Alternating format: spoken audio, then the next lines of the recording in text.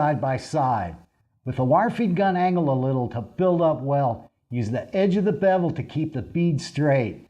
Then use the inside edge as a guide, adjusting the travel speed to allow the puddle to flow almost to the middle of the first pass. If the final pass needs to be smaller, hold the gun more perpendicular and increase the travel speed for a narrower bead.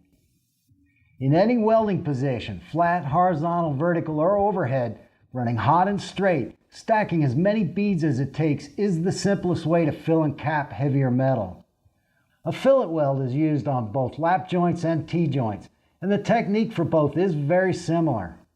Direct the wire into the corner, slightly towards the bottom piece. The work angle determines the position of the fillet in the joint. Angle the wire feed gun to help push the puddle up. Holding the gun more perpendicular to the weld will produce a flatter bead, and when necessary, allow you to travel faster for less weld deposit. Angling the gun slightly back will build up more weld and produce a slightly crowned weld bead. Keep the wire towards the front of the puddle for good weld fusion in the bottom corner. On heavier metal, stack up overlapping beads to build up the required amount of weld. Fillet welds are pretty easy with gas shielded flux core. Just make sure the puddle and slag stay back behind the wire. If molten metal floats in front of the wire and you push the puddle, there is a good chance the bottom corner will not be fused. Corner joints can be fit up with one-piece bevel or by butting the inside edges of square cuts. On thinner metals, open the bevel up so you can control the puddle in the bottom of the joint.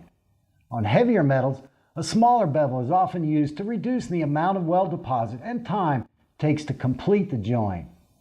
The beveled side is going to heat up quicker. Angle the gun as necessary to allow the puddle to flow out and tie into both pieces. On an outside corner, because of the amount of heat and filler metal deposit, the weld will try to sag. For thinner metals, holding the gun more perpendicular to the weld along with a faster travel speed will help keep the base metal and molten puddle cooler.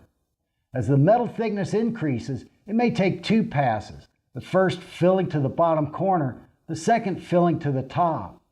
On heavy metal, bring the filler deposit up and out evenly, leaving a little of the edges for the final weld.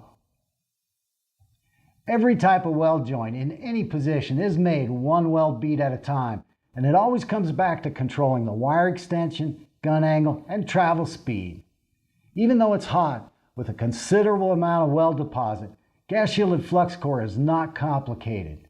Don't be bashful. Turn up the heat, run straight, and keep it simple.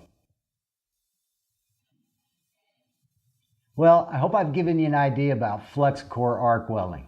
With moderate deposit rates, the self-shielded wires are used for structural, fabrication, and repair outside the shop. They're also an excellent type of wire for the smaller wire feed machines. Gas shielded wires with higher deposit rates are used inside the shop for heavy fabrication and repair. Choose the type of wire for the projects you're working on and understand the characteristics and parameters of the specific wire you're using. Watch the puddle and practice developing the skills to control a wire feed gun and figuring out just what works for you. Take your time, have fun with this, and above all else, work safely.